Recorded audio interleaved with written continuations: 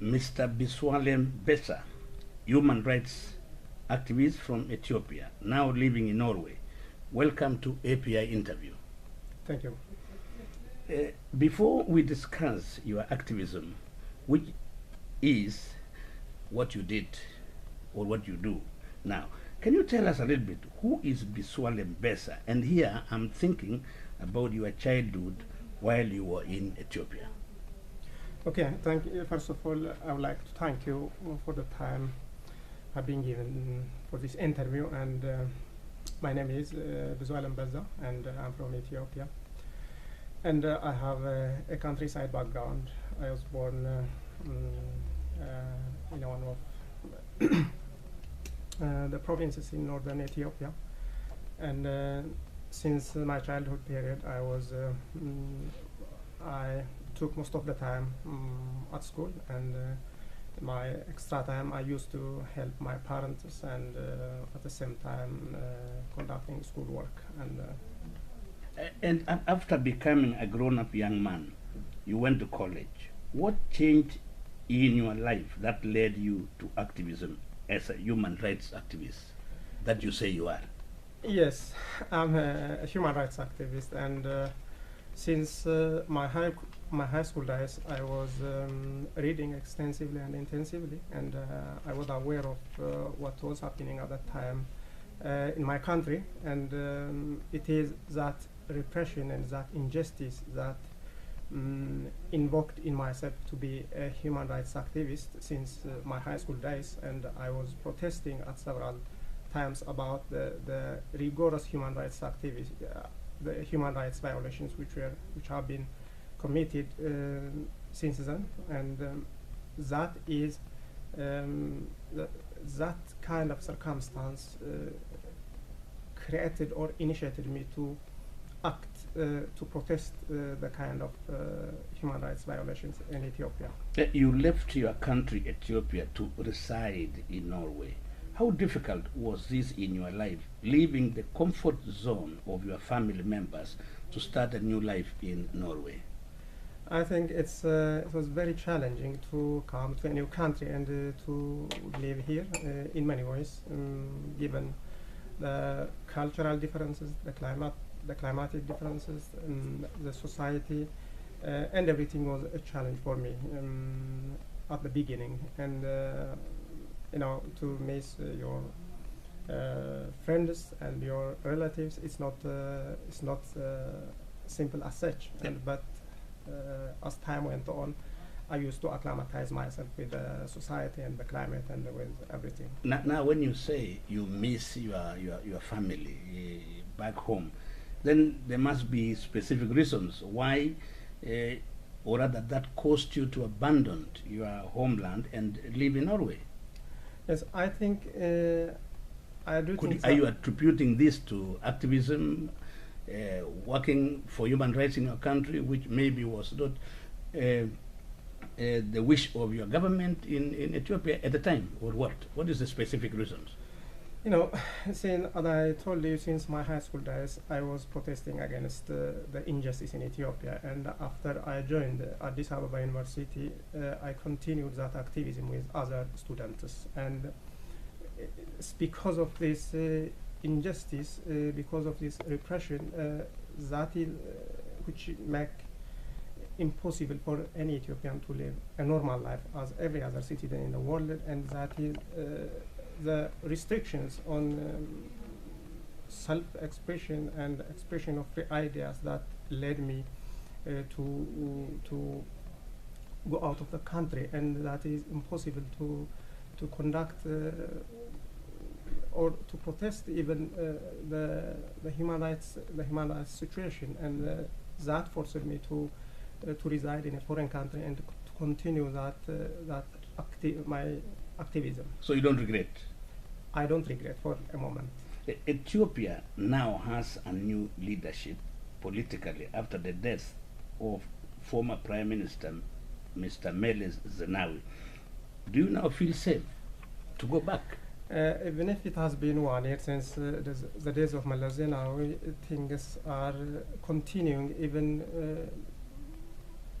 worse. Things are getting worse.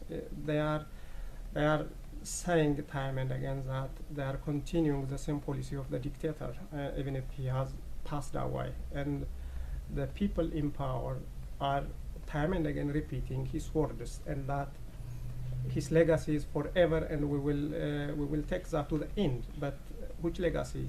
You can ask which legacy? The legacy of repression, the legacy of killing, the legacy of imprisoning the opposition, human rights activists, and every other citizen who try to oppose the regime. And that is they are saying that they are continuing, but it's getting worse and worse. There is nothing better. When you say it's getting worse and worse, there must, of course, be reasons. Tell us about the general socio-economic and political situation in Ethiopia now, and the role you think, the influence by the West as well.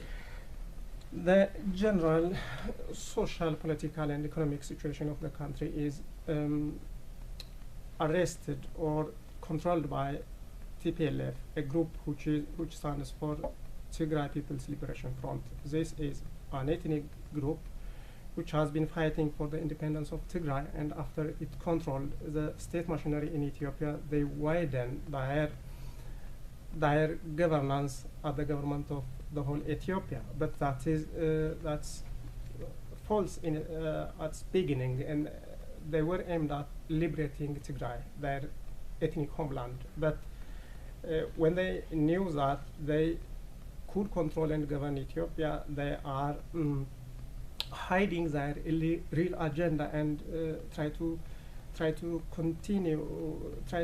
control the economic, the social, and political aspect of the country. If you see, is this group a minority or a majority in the country? This is a minority group from an ethnic group which represents approximately 6% of 90 million Ethiopians. And these are the ones in power now? Yes, these are the ones in power. Imagine how this a very minority group to control the entire country. They couldn't do that by themselves without the support of the West, a blind support which the West offers them. If you were to compare the rule now, I mean the rule which we see now in Ethiopia and the leadership, if you were to compare it with the time of Haile Mengistu, what would you say? You know, the kind of dictatorship you see today in Ethiopia is quite different from the past in Ethiopia, or quite different from any other dictatorship in the world, in a sense that this is an ethnic-based dictatorship which is based on building ethnic supremacy at the expense of millions of Ethiopians. This is an ethnic group which is busy of controlling the economic, the political, and social aspects of the country in the name of its ethnic group. So the kind of dictatorship Ethiopia experienced in the past was quite different from what is now. The kind of dictatorship Ethiopia had was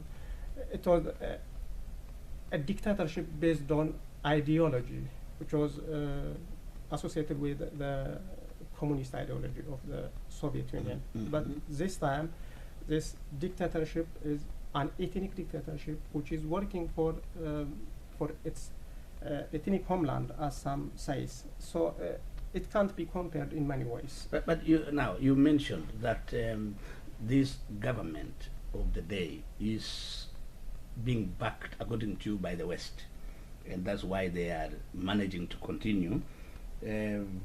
But then we know the West is against corruption in many ways, and they want good governance.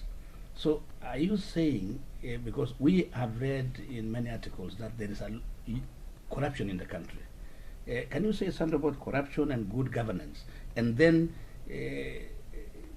bring in the influence of the West? I have been participated in high-profile conferences in this country about corruption, specifically about corruption. But you know, the problem is the kind of corruption in Ethiopia is systematic. If you see Ethiopia in the corruption index, it will not top up. It will not be the first countries among the most corrupted countries. But the kind of corruption in Ethiopia is systematic in that the money is looted away using other means of other ways of through trade and through this as Transparency International exposed last time. This is in the kind of kickbacks and the kind of repricing goods.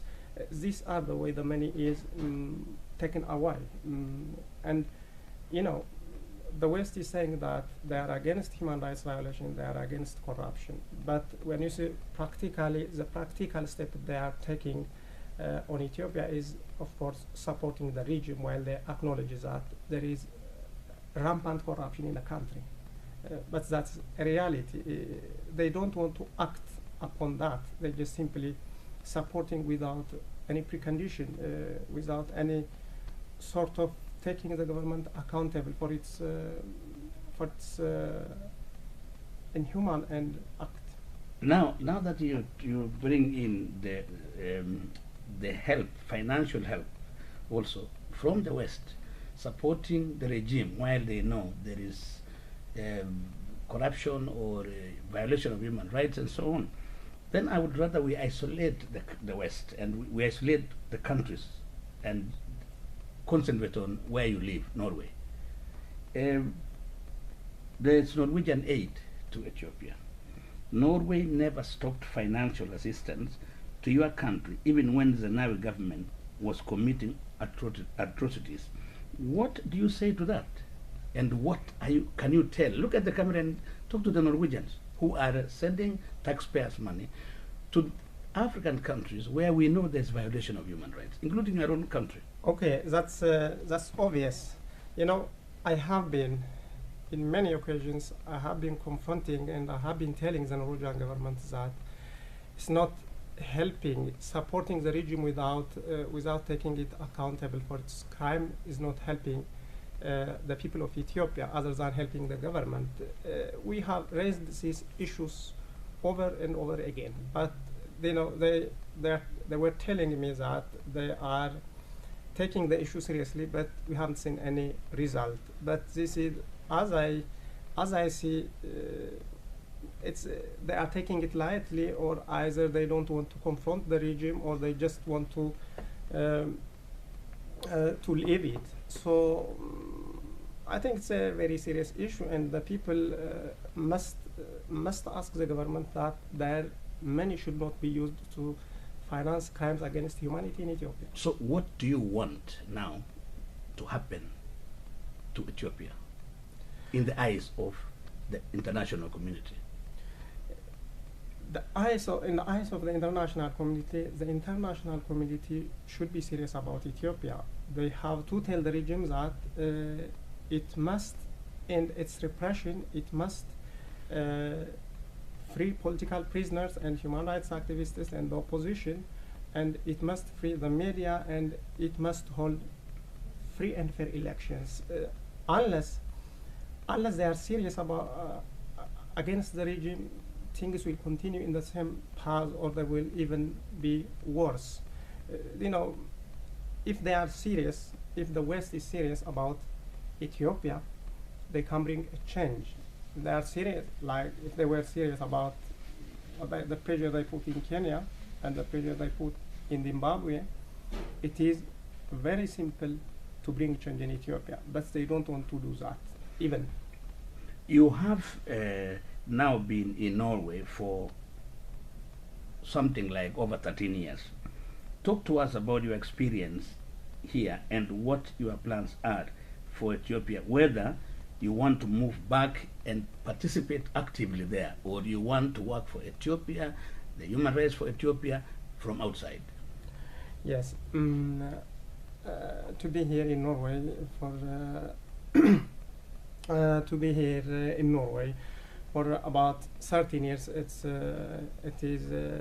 has been a challenge for me as an asylum seeker, and things went very badly, and I have been suffering in this country without a legal residence permit until a couple of years ago. So it took you many years to get it. Yes, it took me many years to get a residence permit, and that's That's okay as long as there is freedom to express yourself and to air your views and your plights. Are you willing to say when you came and when you got your refugee status in the country after they believed in your story?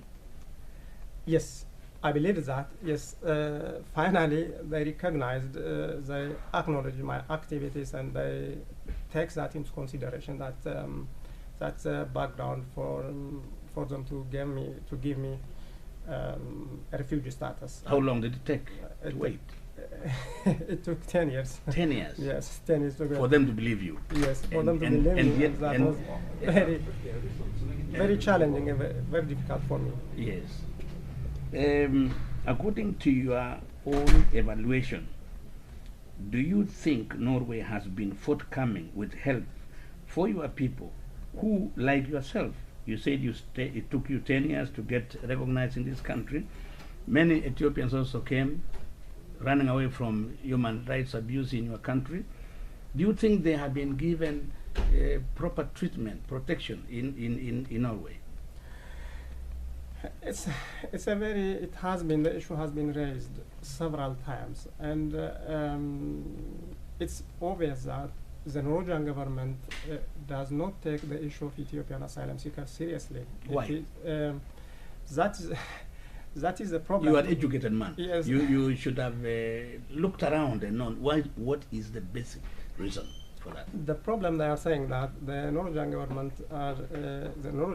is saying that there is a relative freedom in Ethiopia, and everyone, those who came here and applied for asylum, can go and live a normal life, which is far from the reality. Of course, there are many active Ethiopians in this country who are fighting against the regime and told to travel back to Ethiopia, of course, which means to imprisonment, to torture, which is illegal according to the international law. No one can be forced back to torture and imprisonment. But what is surprising about the handling of this issue by the Norwegian government is something to be looked into at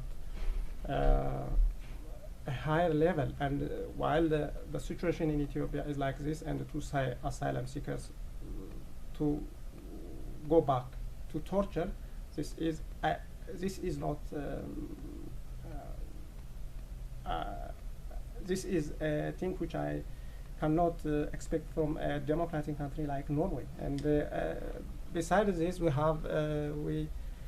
knew that they have entered an agreement to send back asylum seekers to Ethiopia, which is the only country in Europe to have such agreement with a dictatorial regime like in Ethiopia. And that brings me to my final question, where many Ethiopian asylum seekers, because now we are talking about being sent back and they get tortured, some are inflicted